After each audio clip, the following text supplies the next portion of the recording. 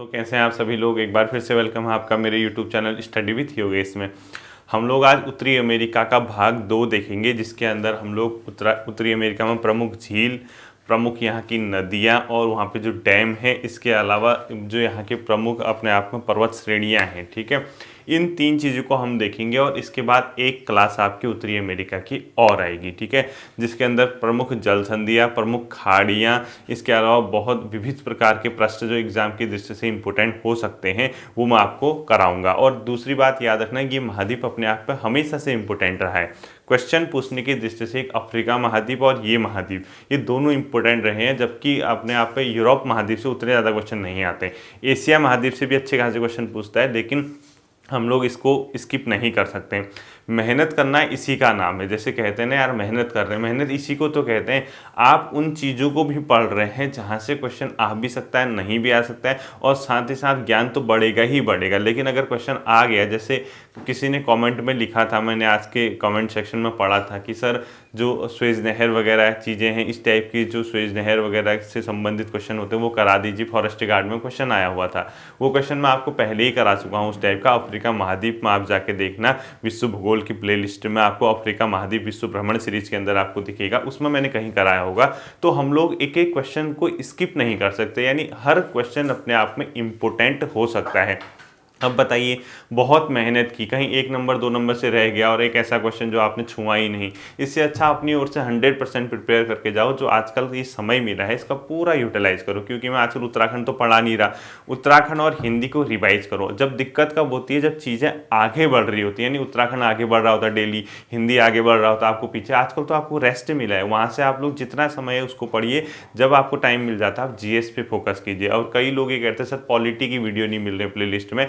Polity की Indian polity name से नहीं है, भारतीय संविधान और राज व्यवस्था नाम से प्ले लिस्ट में फोल्डर बना है, उसको आप लोग देखिए, ठीक है। जल्दी से एक रफली मैप आप लोग डाउनलोड मतलब क्या कर लीजिए, अपने ड्रॉ कर लीजिए, या आप लोग के पास अगर मैप है तो आपको ड्रॉ करने की ज़रूरत नहीं है, ठीक है। हम लोगों ने जो कल देखा था, आज उससे आगे को देखते हैं उत्तरी अमेरिका की प्रमुख झील के बारे में, यानी यहाँ कौन कौन सी झीलें हैं, कौन कौन सी झील यहाँ प्रचलित है या कौन सी फेमस, उसको देखिए। ये जो पोर्शन है ये वाला, ये पूरा का पूरा पोर्शन होम्स नाम से जाना जाता है। यानी जो ये झील हैं, ग्रेट लेक, जिसको मैंने आपको कहा था ह्यूरॉन, ओंटारियो, मिशिगन, इरी और सुपीरियर झील, ये 5 झीलें अपने आप में ग्रेट लेक का एग्जाम्पल, यानी महान झील इनको कहा जाता है। ग्रेट लेक का एग्जाम्पल आपसे पूछता है, ठीक है। एक तो आपको ये पता होना चाहिए ग्रेट लेक कौन कौन सी हैं। देखिए, होम्स इनको बोला जाता है ग्रेट लेक, यानी महान झील इनको बोला जाता है,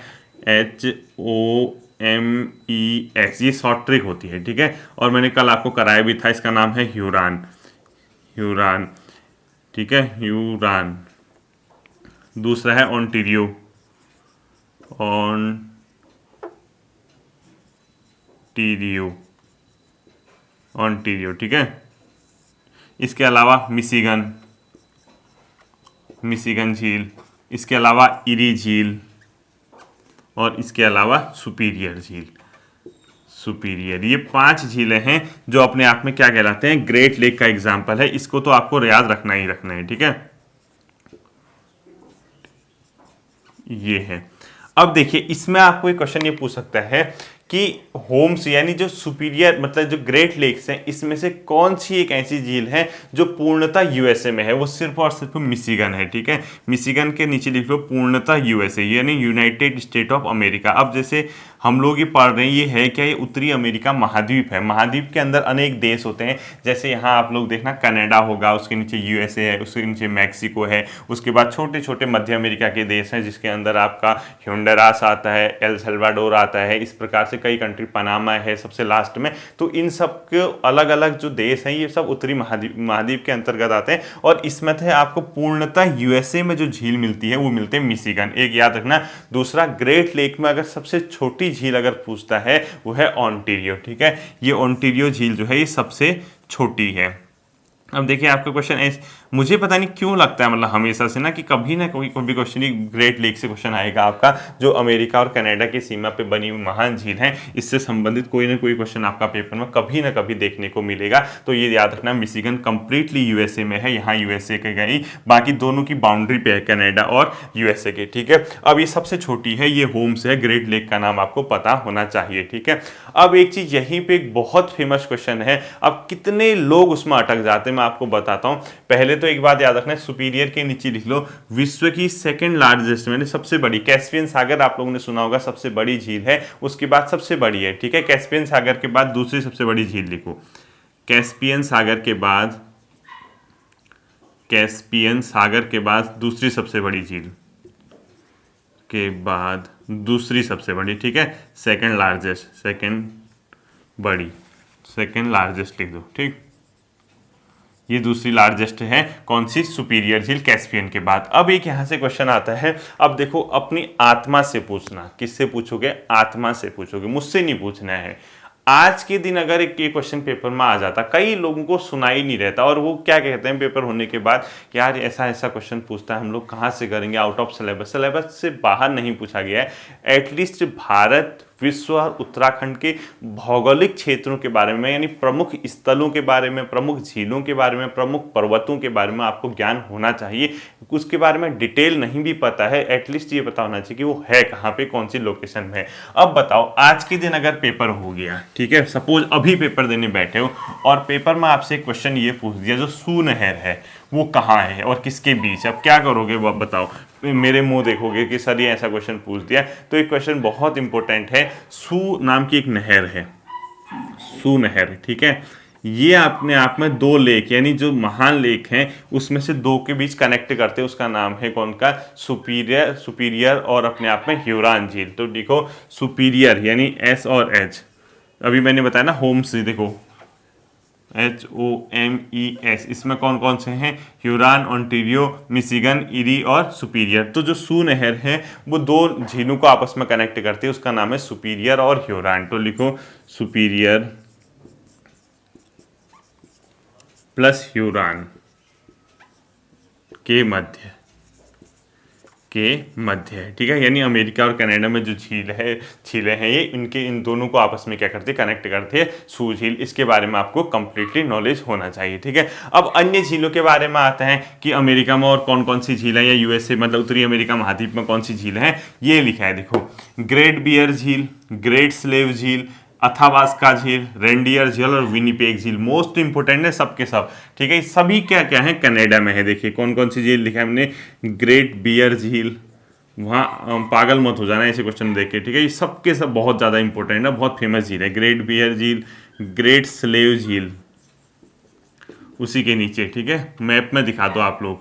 उसके नीचे थर्ड में लिखो अथाबास्का की झील, अथाबास्का झील थर्ड पोजीशन पे। उसके नीचे लिखो रेंडियर झील, रेंडियर झील, और लास्ट में लिखो विनिपेग झील, विनिपेग झील, ठीक है, विनिपेग झील। ये सभी क्या है, कनाडा में है, यानी उत्तरी अमेरिका महाद्वीप में है। देश अगर पूछता है तो कनाडा, और वैसे महाद्वीप पूछता है तो उत्तरी अमेरिका, ठीक है। तो ग्रेट बियर झील सबसे ऊपर, उसके नीचे ग्रेट स्लेव, अथाबास्का, रेंडियर और विनिपेग, सभी झीलों के नाम आपको मुंह जबानी याद होने चाहिए, ठीक है। इसी के साथ साथ अमेरिका में दो अन्य झील है, एक का नाम है ग्रेट साल्ट लेक, ठीक है, वो है यूएसए में। कहाँ लिखोगे, ग्रेट साल्ट लेक यहाँ कहीं है, तो इसको लिखो great salt lake, great salt lake. अब देखो आपको एक बड़ा इंटरेस्टिंग पॉइंट बताता हूँ, जैसे ग्रेट ग्रेट ग्रेट लिखा है ना, अब हुआ क्या था, मैक्सिमम जो विश्व के अधिकांश जो राष्ट्र हैं वो कभी ना कभी ब्रिटेन के उपनिवेश रहे थे, यानी कॉलोनीज, यानी कॉलोनिज्म आपने सुना होगा, यानी औपनिवेशिक राष्ट्र या उपनिवेश जिसको कहते हैं, यानी एक प्रकार से जिसको अपने अंडर किया था उन लोगों ने, ठीक है। अब ब्रिटेन या यूरोप के जो देश हैं वहाँ क्या है, छोटे छोटे महाद्वीप हैं, छोटी छोटी झीलें हैं, उन लोगों ने कुछ ज़्यादा देखा नहीं था अपनी सभ्यता के उस समय, यानी जितना उनका भौगोलिक स्ट्रक्चर था। अब वो लोग क्या किया, दूसरे राष्ट्रों को जीतने की कोशिश की, अलग अलग राष्ट्रों में गए, जैसे वो भारत में आए उनको हिमालय पर्वत जैसी श्रेणी दिखी, कभी सोचा नहीं था कि इतना ऊपर भी कोई चीज़ हो सकती है। नाम रख दिया द ग्रेट हिमालय, इसीलिए रखे गए हैं।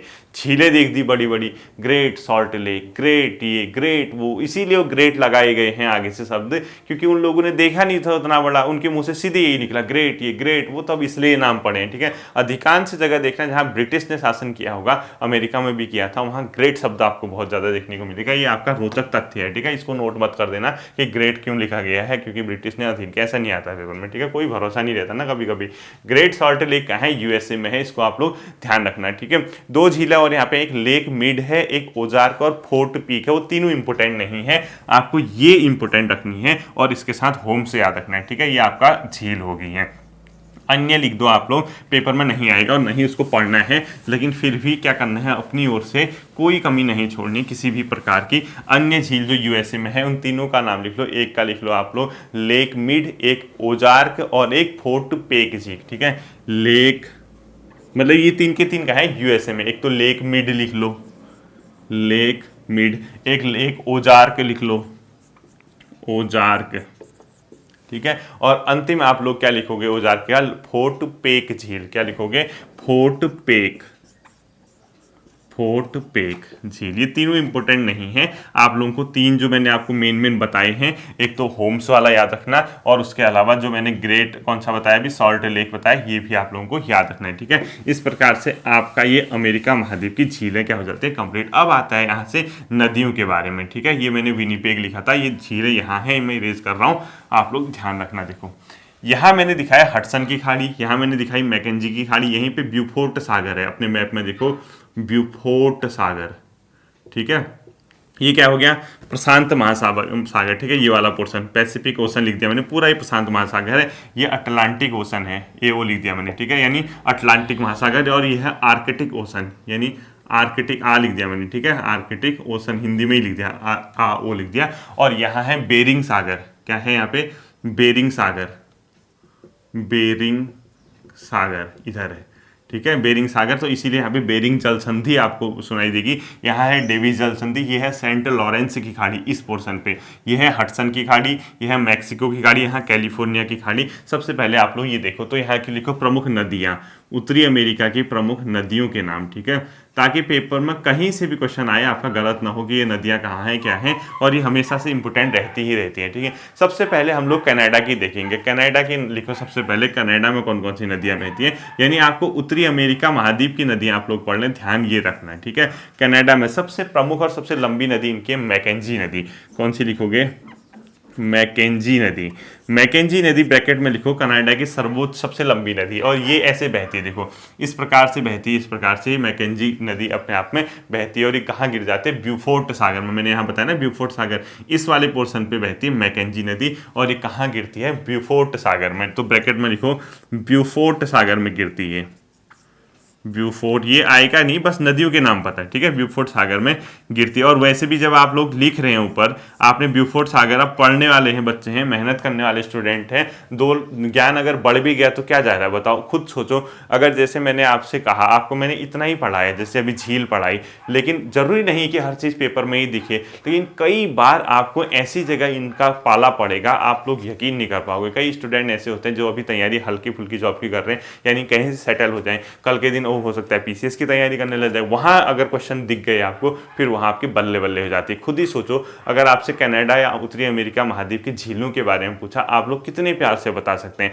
आप लोगों को पता चल गया कि यहाँ ग्रेट स्लेव झील है, यहाँ अथाबास्का झील है, यहाँ पे होम्स से हैं जो कि अपने आप में ग्रेट लेक के एग्जाम्पल है, उनके एग्जाम्पल नाम आपको सारे कंठस्थ हैं। तो इस प्रकार से जब आप चीज़ों को पढ़ते हैं, चीज़ें आपके पक्ष में होने लग जाते हैं। ठीक है, तो मैकेंजी जो है अपने आप में नदी, उत्तरी कनाडा की सबसे लंबी नदी लिख देना इसके ब्रैकेट में, और ब्यूफोर्ट सागर में ये गिरती है। इसी के साथ साथ एक यहाँ पे यूकान नदी है, कौन सी, यूकान।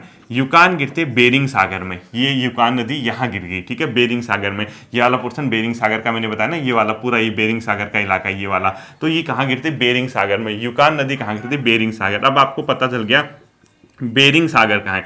बेरिंग सागर अपने आप में यहाँ पर बेरिंग जल संधि है। एक क्वेश्चन तो बहुत आता है, बेरिंग जल संधि, मैंने कल भी बताया था आपको, जब जल संधि बताऊंगा तब भी पढ़ाऊंगा। बेरिंग जल संधि ये किस किस को जोड़ती, किस किस को अलग करती। सबसे पहले मैं बता रहा हूँ जल संधि होती क्या है। देखिए, ये सपोज कोई स्थल खंड है, यानी भूमि है, लैंड इलाका, और ये भी कोई स्थल खंड है और इसके बीच पानी का इलाका है, ठीक है।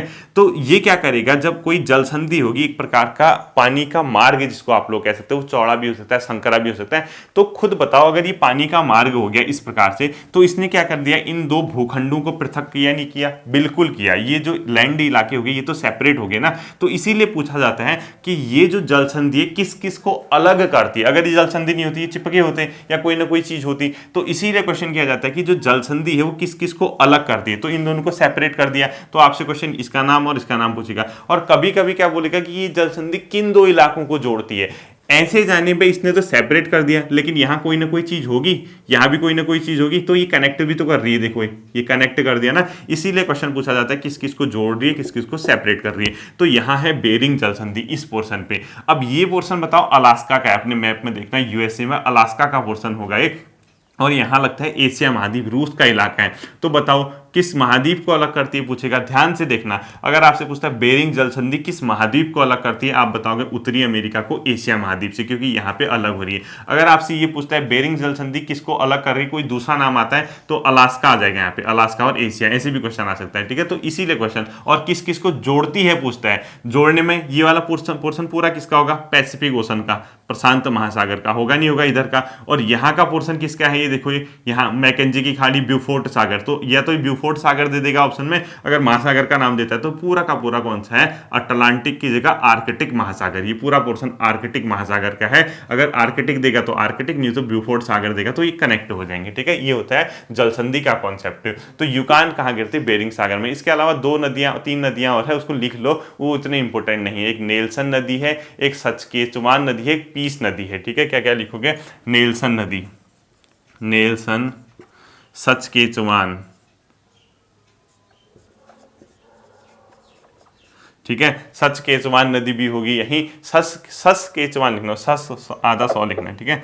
सचकेचुवान नदी होगी ये भी, और एक पीस नदी है यहाँ, ये नदी। अब आपको एक सस्केचुवान याद रखना है, बाकी मैकेंजी और यूकान आपको पता चल जाएगा। ये सब के सब कहाँ है, कनाडा में है। और ये कहाँ गिरती है, ये बेरिंग सागर में गिरती है, ये हडसन की खाड़ी में, नेल्सन की नदी ऐसे आती है और यहाँ गिर जाती है इस वाले पोर्शन में। ये हडसन की खाड़ी ना, ब्रैकेट में लिखो हडसन की खाड़ी में, आपको पता भी चल जाएगा हडसन की खाड़ी किस देश में है, कहाँ है, ठीक है। और सस्केचुवान नदी है, ये अपने आप में गिरती है विनिपेग झील में। यहाँ मैंने आपको विनिपेग झील बताया था ना, इस प्रकार से आती हुई विनिपेग झील में ये गिर जाती है। ये मोस्ट इंपोर्टेंट कर देना इसको, विनिपेग झील लिख देना, विनिपेग झील में गिरती है। और लास्ट जो आता है पीस नदी, पीस गिरती है अथाबास्का झील में। वहीं पे मैंने आपको अथाबास्का झील दिखाई थी, तो ये पीस के ब्रैकेट में लिखो अथाबास्का झील में, अथाबास्का झील में, ठीक है। और इस पीस नदी पे एक बहुत फेमस डैम यहाँ मिलता है, उसका नाम है बेनेट बांध। तो बेनेट बांध किस नदी पे, अगर आपसे पूछता है तो पीस नदी पे। देखो बेनेट बांध ये किस नदी पे है, पीस नदी पे। किस नदी पे, पीस नदी पे है, ठीक है। तो अब देखो कौन कौन सी नदी आपने पढ़ी, मैकेंजी नदी कनाडा की सबसे लंबी नदी, यूकान नदी बेरिंग सागर में गिरती है, इसके अलावा नेल्सन हडसन की खाड़ी में गिरते हैं, इसके अलावा सस्केचुवान और पीस। सिर्फ नदियों के नाम पढ़ने हैं आपको, बाकी आपको कहाँ गिरती है इतना नहीं पूछना है, ठीक है। कनाडा के बाद जो इसको नोट कर लीजिए यूएसए आता है, यूनाइटेड स्टेट ऑफ अमेरिका की नदियां लिखो, यूएसए की नदियां, ठीक है। और इसमें सबसे ज्यादा इंपॉर्टेंट है मिसिसिपी और मिसौरी नदी, मोस्ट इंपॉर्टेंट कर देना। बहुत बार पेपर में पूछेगा आपसे कि मिसिसिपी और मिसौरी नदी किस देश में फ्लो होती है, किस देश में बहती है, वह है यूएसए में, ठीक है। तो यूएसए में जो नदी गिरती है सबसे फेमस, उसका नाम है मिसिसिपी मिसौरी नदी। क्या लिखोगे, मिसिसिपी और मिसौरी, मिसिसिपी मिसौरी नदी, ये कहाँ फ्लो होती है, यूनाइटेड स्टेट और अमेरिका में। और ये गिरती कहाँ है, मैक्सिको की खाड़ी में। इस पूरे इलाके में जो है मिसिसिपी और मिसौरी नदी बहती है, और यहाँ ये मैक्सिको की खाड़ी जो दिख रही है आपको, यहाँ गिरती है। तो ब्रैकेट में लिखो मैक्सिको की खाड़ी में गिरती है, मैक्सिको की खाड़ी। अब मैक्सिको की खाड़ी किस महासागर में पूछेगा तो खुद बताओ कितना यार, बताओ ऑब्जर्वेशन कितना आसान होता है। देखो मैक्सिको की खाड़ी मैंने यहाँ लिखा है, महासागर पूछेगा तो पूरा इलाका किसका है, अटलांटिक महासागर का, ये प्रशांत महासागर का है। यहाँ जो खाड़ियाँ होंगी ये प्रशांत महासागर में, ये होंगे अटलांटिक। अपने मैप में देखो खुद दिख जाएगा आपको, ठीक है। तो मिसिसिपी मिसौरी नदी कहाँ गिरती है, मैक्सिको की खाड़ी में। दूसरा यहाँ फेमस नदी सेंट लॉरेंस नदी, उसी पे अपने आप में नियाग्रा जलप्रपात बना हुआ है, वो भी मोस्ट इंपोर्टेंट है। इसको लिखो सेंट लॉरेंस नदी, सेंट लॉरेंस नदी, ठीक है। जो सेंट लॉरेंस नदी है इसी पे क्या बना है अपने आप में, नियाग्रा जलप्रपात, तो उसको भी लिख लीजिए।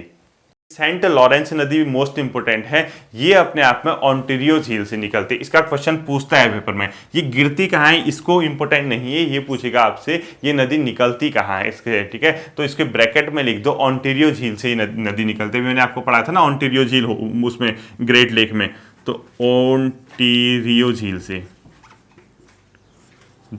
से निकलती है, ठीक है। ओंटारियो झील यहाँ पे है कहीं, यहाँ से निकलती है और गिरती कहाँ है, सेंट लॉरेंस की खाड़ी में। यहाँ है सेंट लॉरेंस, इस प्रकार से जाके यहाँ गिर जाती है। यानी किस महासागर में गिर रही है, पूरा का पूरा अटलांटिक महासागर, उसी के अंदर खाड़ी होती है। तो ये कहाँ गिरती है, सेंट लॉरेंस की खाड़ी में गिरती है। लिखो सेंट लॉरेंस की खाड़ी में गिरती है, सेंट लॉरेंस की खाड़ी में गिरती है, लिखना पूरा, ठीक है। और इसी पे जो है विश्व प्रसिद्ध नयागरा जलप्रपात बना है। तो मोस्ट इंपोर्टेंट करते हैं, नयागरा जलप्रपात इसी पे है। नयागरा मोस्ट इंपोर्टेंट है, ठीक है। नयागरा जलप्रपात फॉल प्रपात इसी पे है, नियाग्रा जलप्रपात इसी पे बना है, सेंट लॉरेंस नदी पे। हाँ, कई जगह आपको नियाग्रा जलप्रपात नियाग्रा नदी भी दिखेगा, ठीक है। एक ही ऑप्शन दिखेगा आपको, या नियाग्रा नदी ही दिखेगा या सेंट लॉरेंस नदी दिखेगा, लेकिन दिखता ज़्यादा यही है, ठीक है। तो ये सेंट लॉरेंस नदी पे यही जलप्रपात, ये मोस्ट इंपोर्टेंट नियाग्रा जलप्रपात किस नदी पे बना हुआ है, मोस्ट से मोस्ट इंपोर्टेंट नियाग्रा जलप्रपात किस नदी पे बना हुआ है, ध्यान रखना। इस पे एक बांध भी है, उसका नाम है इरोक्यो इस बांध, यानी इरोक्यो इस बांध है, वो भी सेंट लॉरेंस नदी पे। तो लिखो इरोक्यो इस बांध, ये किस नदी पे है, सेंट लॉरेंस नदी पे, ये भी आपको ध्यान रखना है, ठीक है। नेक्स्ट जो तीसरा आता है, इसको जल्दी से लिख लो, नियाग्रा, ठीक है, इतना लिख लो। नेक्स्ट जो आता है तीसरी नदी यहाँ की, ये तो सुपर इंपोर्टेंट है, कोलोराडो नदी, मोस्ट इंपोर्टेंट है। इसके दो डैमों के नाम पूछता है, ये किस कौन से नदी पे है, इसका नाम लिखो कोलोराडो नदी, कोलोराडो नदी, ये बहुत ज़्यादा इंपॉर्टेंट है, इसके दो डैमों के नाम, ठीक है।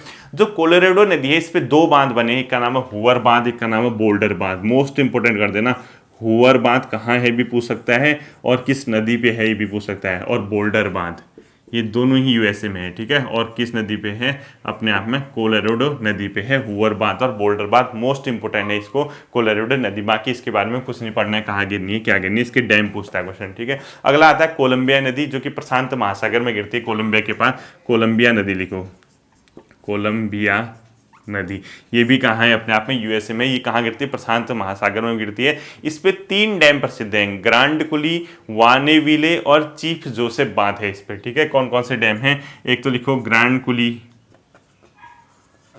कुली, चीफ जोसेफ, और तीसरा जो इस पे डैम है वो अपने आप में कौन सा है, वानेविले भी इस पे है, वानेविले, ठीक है, वानेविले।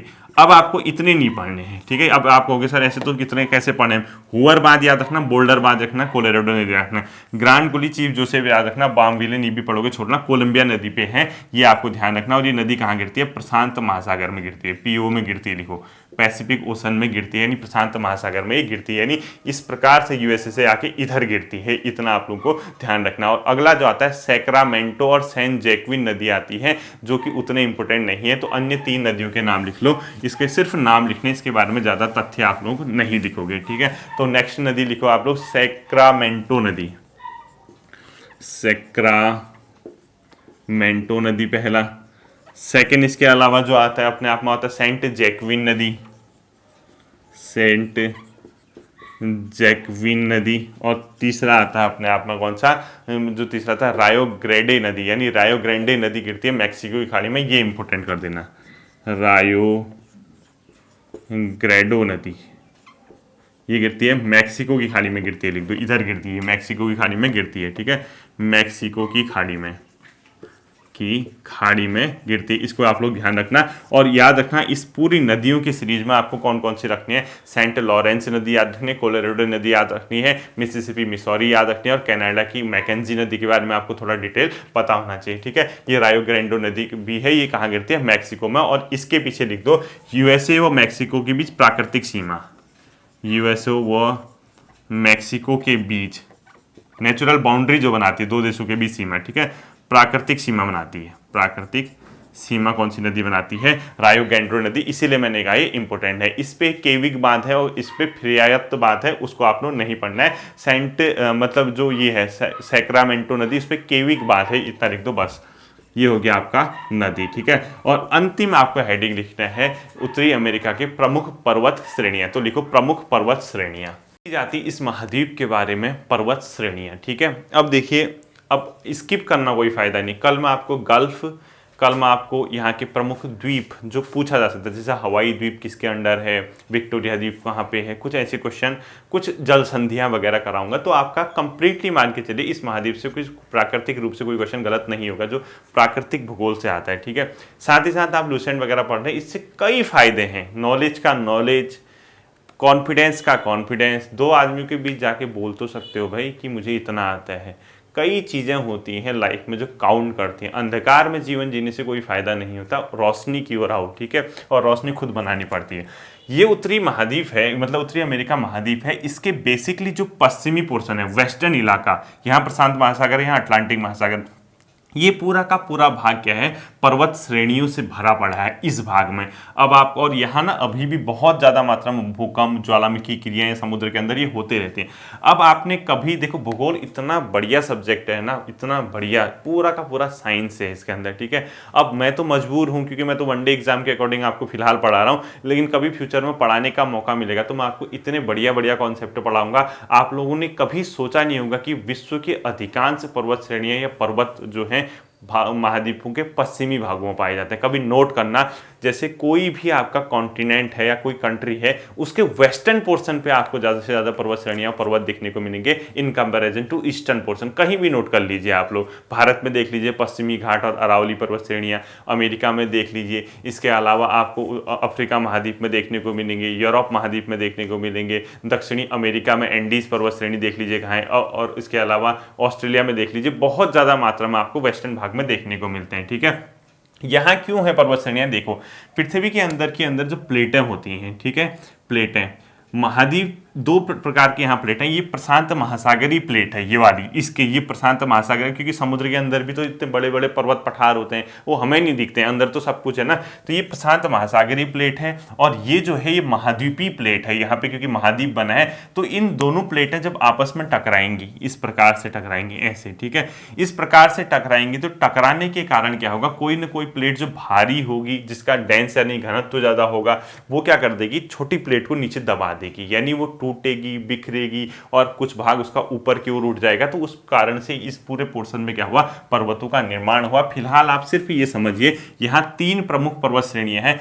कोस्ट पर्वत श्रेणी जो कि सबसे ईस्टर्न वाली दिखा रखी है मैंने, ये वाला जो पोर्शन है, ये इसको बोलते हैं कोस्ट पर्वत श्रेणी, ठीक है। ये वाला पोर्शन दिखाना आप लोग, कोस्ट पर्वत श्रेणी। दूसरा, इसके अंदर यहां तक, इस पोर्शन तक, इसको आप दिखाना कैस्केड पर्वत श्रेणी। क्या दिखाओगे, कैस्केड पर्वत श्रेणी, ये पोर्शन इसको दिखाओगे कैस्केड पर्वत श्रेणी। और इसके अलावा यहां से यहां तक का जो पोर्शन है आप दिखाओगे इसको सियरा नेवादा पर्वत श्रेणी, ठीक है। तो 3 के 3 पर्वत श्रेणी पेपर में अगर आपसे पूछ देता है कोस्ट पर्वत श्रेणी किस महाद्वीप में पाई जाती है, वहां मेरे मुंह मत देखना, वहां एक दूसरे के मुंह मत देखना, याद करना आज की क्लास को, सोचना कि सर ने कितनी मेहनत करके समय देके, अभी समय कितना हो रहा, 9:27 में हमें ये पढ़ाया था।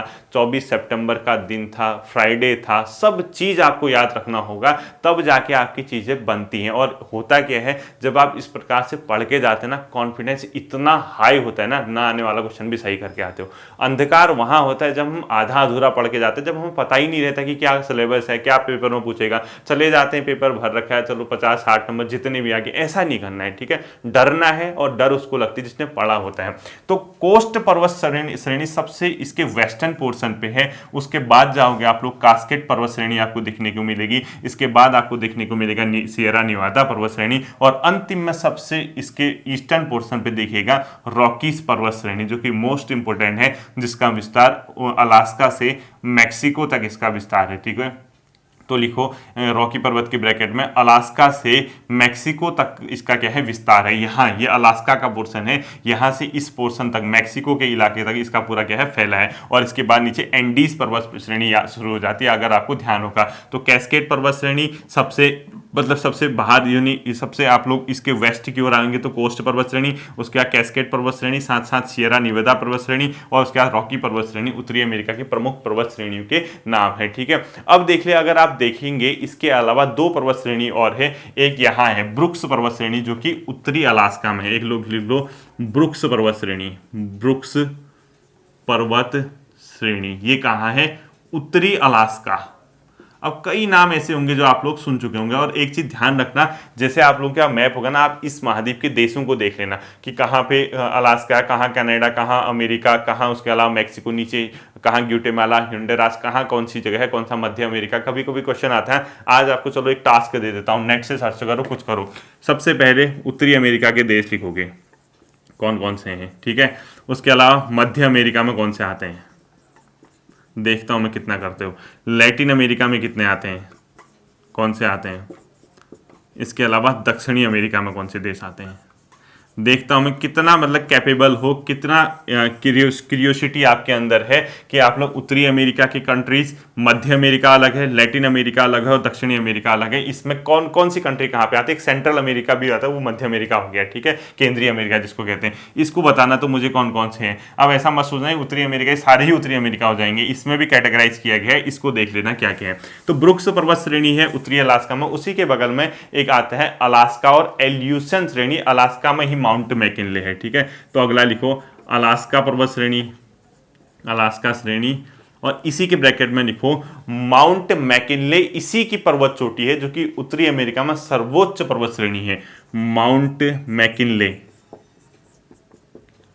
मैकिनले। ठीक है, माउंट मैकिनले इसी पर स्थित नॉर्थ अमेरिका, उत्तरी अमेरिका की सर्वोच्च चोटी है। यानी नॉर्थ अमेरिका मतलब जितने इस अमेरिका महाद्वीप में, उत्तरी अमेरिका महाद्वीप में देश आएंगे, उन देशों में सर्वोच्च चोटी अगर है तो माउंट मैकिनले है। ठीक है, सर्वोच्च चोटी। और इसी के बगल में आपको एक और दिखेगा जो कि रॉकी पर्वत का पश्चिम से पूर्व की ओर विस्तार है, इस प्रकार से, उसका नाम है कौन सा? माउंट एल्यूसन श्रेणी, यानी एल्यूसन श्रेणी लिख लो अंतिम, एल्यूसियन श्रेणी, जो कि रॉकी पर्वत का पश्चिम से पूर्व की ओर क्या है? विस्तार है। एल्यूसन श्रेणी इसको बोलते हैं। ये था आपका। और लास्ट दो जो बसते हैं आपके, वो बसते हैं, एक का वाचास श्रेणी, हेनरी श्रेणी और सियरा निवेदा। वाचास श्रेणी लिख लो यूएसए, वाचास श्रेणी, हेनरी श्रेणी। ठीक है, और लिखो सियरा निवेदा, मतलब जो सियरा निवेदा तो आपने लिख ही दिया है, सियरा निवेदा मैंने आपको पढ़ा लिया। एक लिखा सियरा माद्रे ऑक्सीडेंटल, एक लिखो सियरा माद्रे ओरिएंटल। ठीक है, सियरा माद्रे ओरिएंटल, और एक लिखो सियरा माद्रे ऑक्सीडेंटल, ऑक्सीडेंटल। ठीक है, ये थे आपके टोटल पर्वत श्रेणियां जो कि उत्तरी अमेरिका महाद्वीप में पाई जाती हैं। नदियां आपको समझ आ गई होंगी, झील आपको समझ आएगा। यहां से अब कोई क्वेश्चन गलत नहीं होने वाला है, बस आपको पढ़ना है, रिवाइज करना है। फिर मिलता हूं आपके साथ कल अगली क्लास के साथ, या तो इसको कंप्लीट करूंगा या कंप्यूटर की क्लास दूंगा। अपना ध्यान रखिए, मेहनत कीजिए। Thank you.